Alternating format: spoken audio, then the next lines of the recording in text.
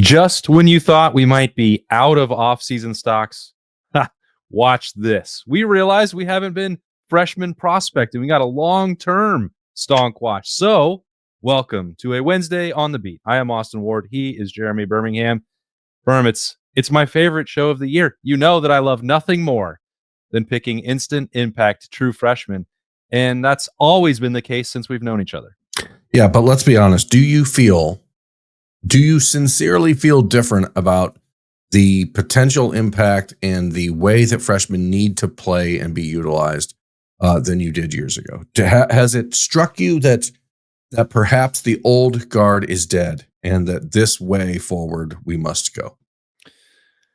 Well, that's an interesting question. I feel like I could talk about that for the duration of the show, which would really defeat the purpose of a stock watch. The answer is Jeremiah Smith broke my brain a year ago, for sure. But I also think that Ohio State is doing a better job already of playing true freshmen late in games. Has my perspective changed on, do you have to put them out there with the starters? Do you have to put them out there in high leverage situations and competitive games early on? No, because that would be a reflection of a poor development and poor recruiting plan elsewhere on your roster. I still don't think you need to build around and count on true freshmen, especially like we're talking about the closer to the football you are, the less likely you are to contribute. I'm going to break that rule in this show already. I promise you. So I think, I don't know, does that answer your question? The answer I have is yes and no. Yeah, I mean, I think it does, but it also doesn't.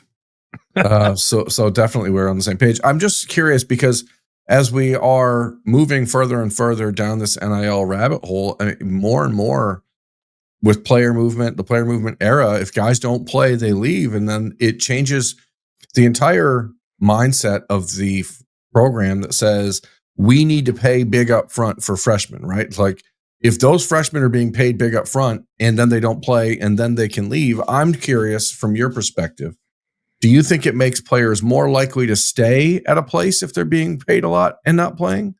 Or is it more likely that they think that they can get paid a lot elsewhere and then leave anyway? Yeah. Does that make sense?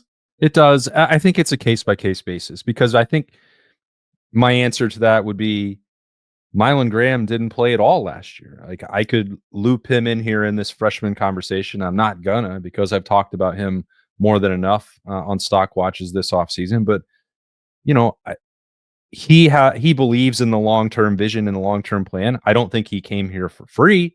He's playing at Ohio State for nothing. But it was a piece of a puzzle that had a lot of other things. When we talk about Ohio State recruiting and we talk about Ohio State roster management, I tend to believe them that if the primary driver of the conversation is how much you're making, that you don't fit in the Woody Hayes Athletic Center. I know that also doesn't apply in every situation across the board, but by and large, I am a believer in the culture piece that Ohio State has built. I think that's sustainable, and I think that plays into the fact that they don't have to rush freshmen out there before they're ready because the guys ahead of them didn't get that opportunity. The guys ahead of them didn't get that opportunity. It's, genetic freaks like Jeremiah Smith are the only ones who break that rule. And the fact that you just have this one position where Mylan Graham didn't play at all and Jeremiah Smith was one of the best players in the country, I think, we sometimes still lose sight of the fact that even for someone like Devin Sanchez that we're going to talk about on here, like you don't have to play him for fear of losing him in my mind. I don't think you have to alter the blueprint and the sales pitch that you made when you recruited them just because they may not, or they may encounter some adversity and frustration in year one if they don't play as much as they might elsewhere.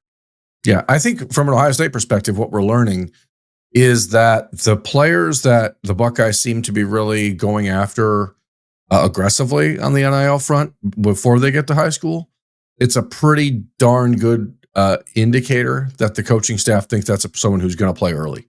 And that's why you see players like Jeremiah Smith or Devin Sanchez being prioritized. And then, we've seen other, like even Faheem Delane, who we'll talk about in this episode as well, when there's a player like Trey McNutt inside the state of Ohio who goes out to Oregon and is, expected to make an impact there, Ohio State chose Faheem Delane and said, that's our guy. And the reason that they do that is because they realize he's a guy that has a chance to play early. And so they need to make sure that he's there. And I just think it's an interesting world. We look at college football last year, DJ Lagway down at Florida, or even this year with Bryce Underwood and the expectations of him up in Ann Arbor.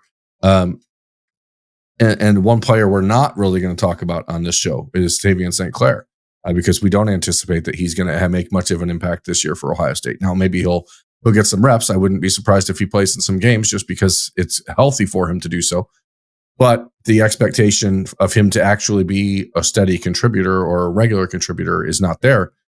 Like, what would have to happen in a world for Ohio State to need to rely on that player in this season? And I think about Florida and the way Florida fans responded to DJ Lagway and the optimism that he brings, and he's, what Bryce Underwood is bringing to the Michigan fan base.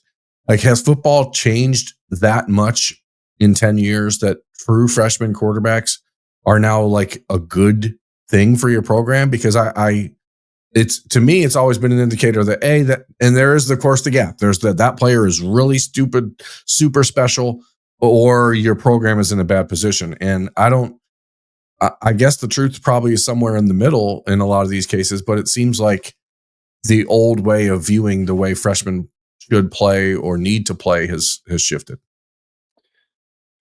Yeah, I mean, I guess my feeling on that is that it's shifted in places of desperation, and it hasn't changed for Ohio State. And maybe I'm wrong about that. I don't think that I am, though. Birm, is that Ohio State, you look at periods of recruiting lagging, and Michigan had that, and Florida's had that, and you look at some of these other programs where they're, Texas Tech right now, we're trying to rush out true freshmen into places where they're paying them up front, and you have to get some sort of return on your investment. That's not a healthy place from which to operate your franchise, your program.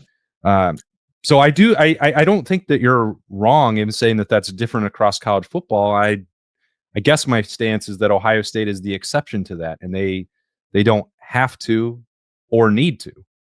Yeah, I'm interested. Maybe it's because DJ Lagway's like NIL numbers were not blast all over the internet like the way Nico Iamaleava's was, or the way Bryce Underwood has been. But if Bryce Underwood wasn't being paid the reported $13 million that he was being paid, like, we're entering this strange world where the dollar amount is raising the expectations for the player. And like, he's still a freshman quarterback going to play college football.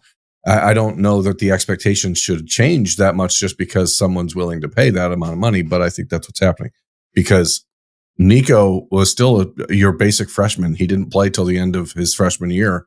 And when he had to play in the bowl game, and DJ Lagway still struggled at times and still had his bright moments. But I just think it's interesting, especially at that position, why the expectation has changed just because people are getting paid now, it seems.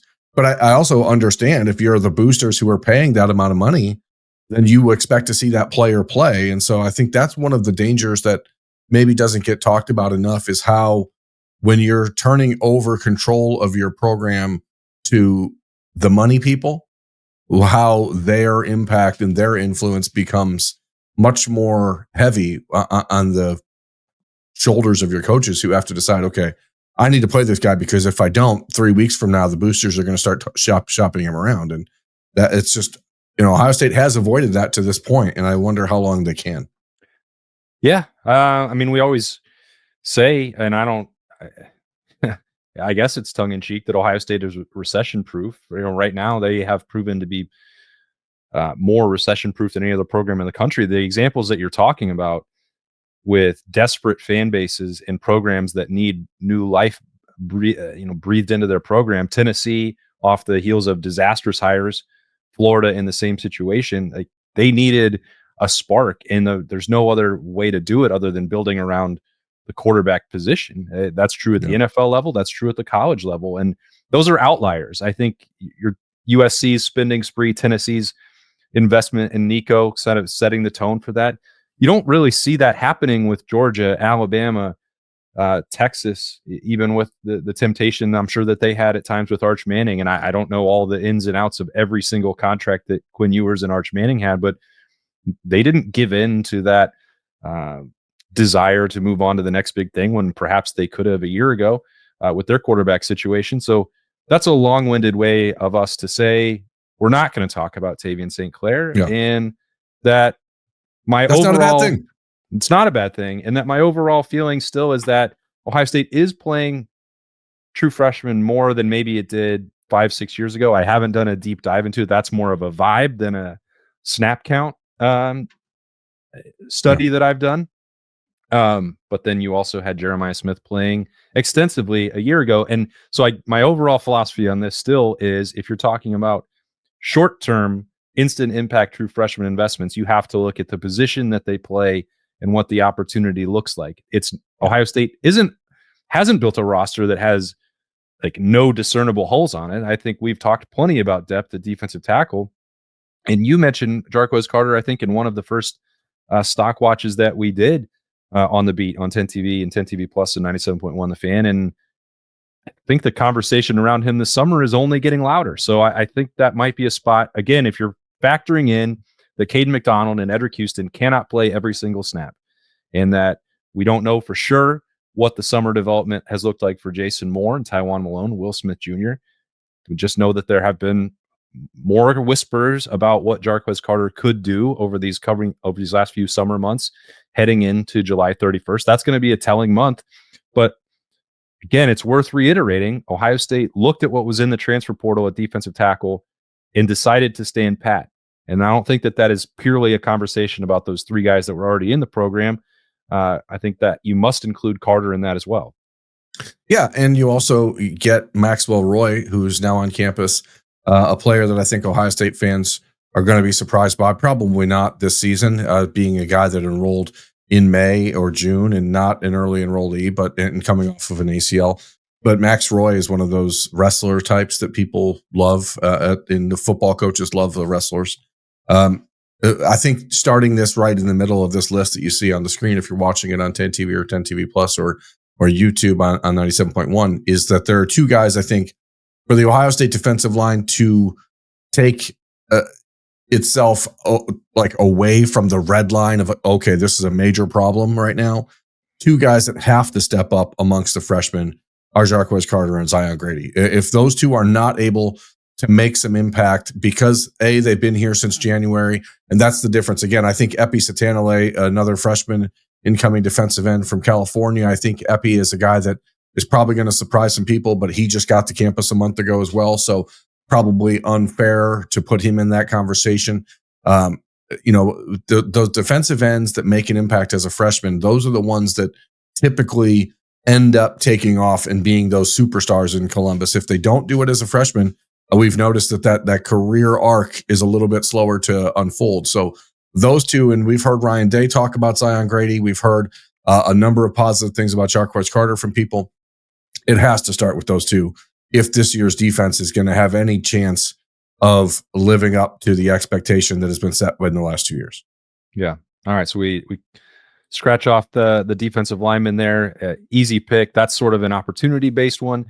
I think this is a combination for me when you look at Bo Jackson of both potential playing time and what I thought was one of the more eye-catching spring camps of anybody on the roster, freshman or not. I thought going into March that, I don't know, how healthy is he going to be? There was injuries at the end of his high school career, throughout his high school career.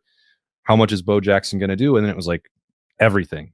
And he's going to bowl over people in short yardage situations. He's going to run away from them around the edge, show some bursts that I wasn't. I was surprised by it. Not that I didn't think that he could do it. They didn't have the athleticism, but like he was running away from high caliber Ohio State defensive players throughout camp. So inside, outside, power, speed, I thought that he showed just a little bit of everything. Does not mean necessarily that I think he's going to surpass James Peoples or CJ Donaldson, but if he's able to expand the options there, I think Carlos Lachlan has shown already in 1 year at Ohio State that he's not going to just leave these guys on the bench for no reason. If they can contribute, then they will. And again, that was 15 practices, or we saw 5, but all of those 5, I think there were moments where Bo Jackson did something that I was like, oh, all right, well, this is different than I thought it was. He's ahead of schedule. The early enrollment, I think, really helped Bo Jackson, and I think that's probably going to carry over into August. Yeah, he only played 4 games as a senior in high school, still ran for 600 yards and 10 touchdowns. Like every time he touches the ball, you see what has made him a top 10 running back prospect coming out of high school. But you certainly had questions about the injury history. And now if he's healthy, but he's also been helped along by the fact that Isaiah West is not healthy. He'll be back and ready to go when fall camp starts in 3 weeks. But Bo Jackson has put himself firmly into the conversation, and not just as a guy who's going to pick up a couple extra carries here or there when things run out for James Peoples or CJ Donaldson. Like, this is a guy who I think has a chance, because we want to just assume that James Peoples and CJ Donaldson, especially Donaldson, has run for 2,000 yards in college football. Like, we expect that those guys are just going to come in and take over the reins from Travion and Quinshawn, and then you just throw the scraps to Bo Jackson. I just don't think that's the case. I think there's as good a chance for Bo Jackson to be this team's leading rusher as there is for anybody at this point, which I know sounds crazy. But I would still expect it to be James Peoples down the road, because we've seen him also this summer, but we don't know what happens once fall practice starts. I mean, Bo Jackson is past that hurdle of, okay, now you're a freshman. How do you fit in? Like, he knows he fits in. If he can come in and stay healthy, he's a one part of this triumvirate at running back that I think Carlos Loughlin is going to find a way to use them all pretty much the same if he can, because there's no evidence to say that James Peoples has won this job outright, or that CJ Donaldson is going to keep Bo Jackson off the field. So Bo, at 6'1", 220 plus pounds, like, he looks the part. I mean, that's a guy who, when we saw him the first time out there this spring, you're like, wow, that is not what I anticipated. And then you see him running the ball, then you see him running people over in the spring game, and you see him running away from people, and you're like, okay, this might be different than I anticipated. And again, running back is without question the easiest position in college football to walk in and adjust to. So that plays a big part in this. But I think offensively, he has to be the player that you're looking at as a true freshman and say he's going to play the most of all the freshmen. Yeah, I think of, maybe it's recency bias. You tell me if I'm wrong, Birm, but when Travion showed up as a true freshman, when JK showed up as a true freshman, and both of those guys were poised to go out and have earlier success or early success with the Buckeyes in the backfield, I don't remember them looking like Bo Jackson does already. I mean, you saw the speed, you knew that they had, vision and high end upside, but like, I don't know, the way that the biceps looked was like, I'm like, how's this guy 18 years old? That doesn't make sense to me. No, those guys were put into those positions because they were difference makers. They were different types of backs than Mike Weber was when JK came in, or Mayan Williams was when Travion came in, so that you expected them to be a little bit different, or Master Teague at that time. That is not the case with Bo. Like, Bo physically is as big and ready to be the physical, the hammer, as anybody else is. I think the interesting part here is when we've had no like locked in starter returning at running back for Ohio State, that door is wide open. Running back is not a position that requires you to do a lot other than take the ball and run. They want people who can help in pass protection and that kind of stuff, obviously. But when it comes to just being expert at carrying a football and not fumbling it and scoring touchdowns, like, there's a lot of guys who can do that. So we'll see if James Peoples has been motivated by this rush from Bo Jackson, because it does seem very, very real. And again, if you look at this list, if you're watching it on YouTube or anywhere else, we have 4 offensive players listed. I don't know that the other 4 really have a chance to be in a regular rotation. I put them on there because of just the positive vibes we've heard of them throughout the spring. But Bo Jackson is a guy that has a chance to be a regular player for Ohio State on offense. And that is very, very rare.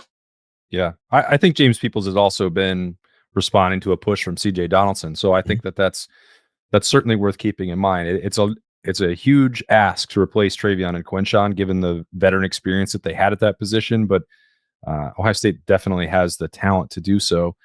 Do you have someone other than Devin Sanchez that you want to include in this conversation, Birm? To me, it's Faheem Delane. I know that there's a lot of confidence in Jalen McClain. There is a lot of confidence in Malik Hartford. When I see Faheem Delane out there, I see Ronnie Hickman, I see Lathan Ransom, I see that type of physical presence that is also okay. So Malik Hartford is a very physical safety, right? We saw Malik in the early part of his career being physical, but also at times being out of position and almost out of control because he was just a heat-seeking missile. Mm-hmm. That is not Faheem Delane's game at all. This is a very under control, in the box type of safety.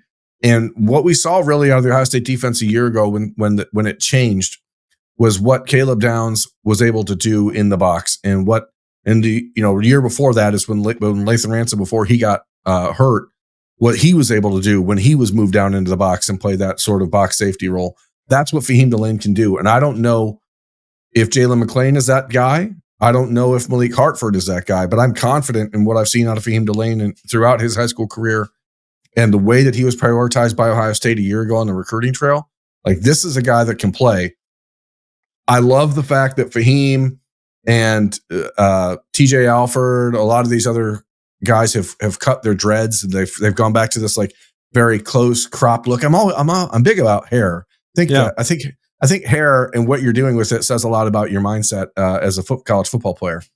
And like, they both told me that they felt like they had to earn their dreads back. They had to prove that they were like someone who could represent themselves that way on the football field. It's like the inverse of a hockey beard. It's like a playoff beard. So, I really think Faheem Delane is going to play, and I don't know if it's going to be as a starter.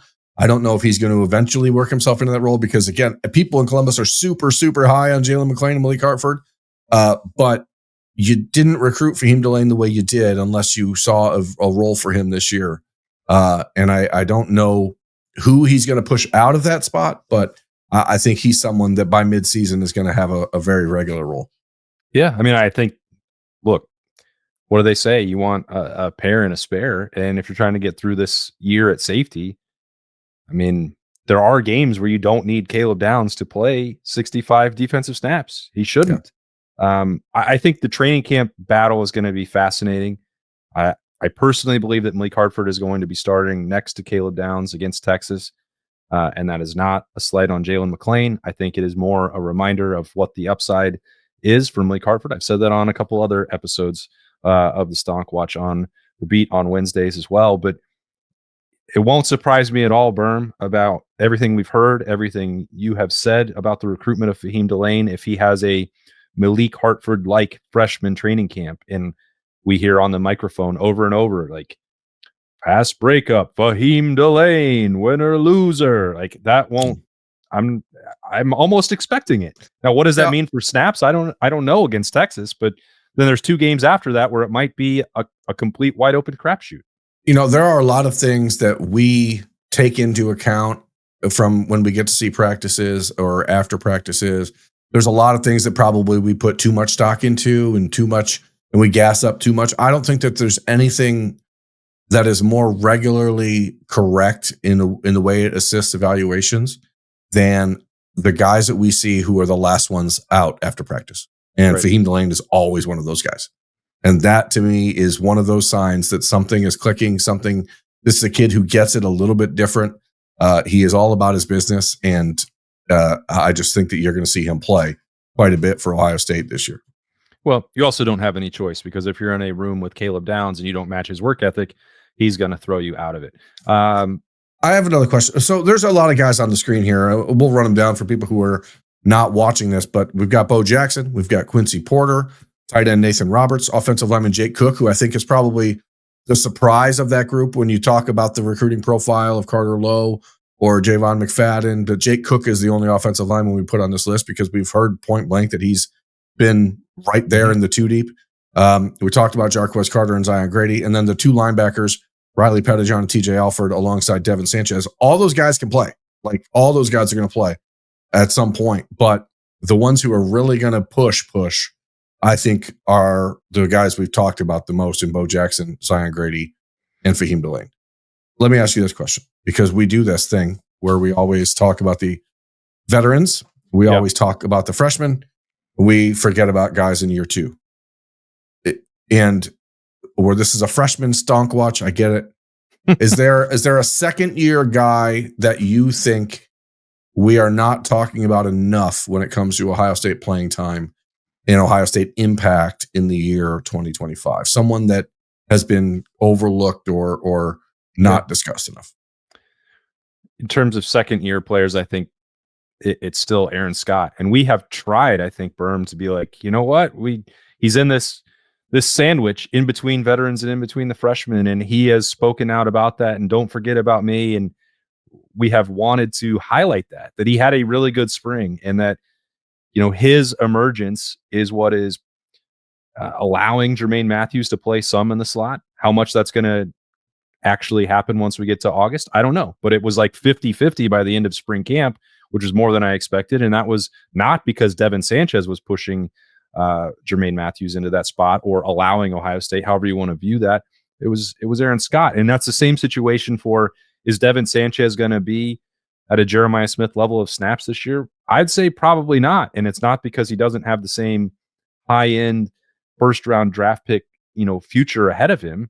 But I think it is so easy to just move on to that next thing. And part of the reason that we didn't have to spend a ton of time talking about a 5-star from out of state, one of the most coveted cornerbacks in the country in Devin Sanchez, is because Ohio State had a more local product who's been waiting for an opportunity like the one he's going to get, I think, on July 31st.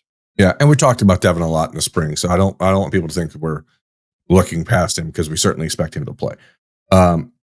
To me, it's the other in-state corner from 2 years ago, and that's Bryce West. I am here just being barraged, just left and right. People talking about, don't sleep on Bryce West.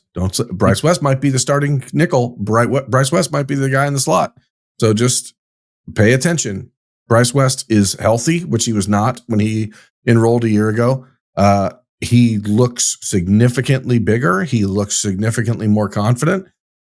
There's something happening there. And Tim Walton is taking a lot of heat on the recruiting show right now because of only having one cornerback committed. How can that be, Birm? How? Because it's a quick. They got 2 corners committed in Jordan Thomas and Jacob Weatherspoon. People are wanting more, but please don't forget that Ohio State has 2 guys in Aaron Scott and Bryce West who have not played yet, that the program believes are difference makers and are going to have an opportunity to work themselves into that role real soon, as long as they can stay healthy. So I think that those are both excellent choices, especially mine, since it was my choice. Yeah, those are good. Hey, I mean, maybe there's an opportunity for us to do second year stonks next week, because we still ding, content idea, second year stonks, because we still have one more stretch of those to go before, I promise, that stuff in some of this offseason jibber jabber will be over, because in 2 weeks' time we will be that version will be talking to the Buckeyes in Las Vegas from Big Ten Media Days. And then after that, we'll be getting ready for the start of training camp at the Woody. So exciting time as July rolls along. Thanks for spending part of your Wednesday with us here on the Austin and Birm Show, 10 TV Plus, 97.1 The Fan, and anywhere that you download podcasts, however you listen or watch or enjoy the show or hate the show, whatever. Thanks for spending this time with us. He's Birm. I'm Austin. These have been the Wednesday Stonks on the Beat, and we'll see you later.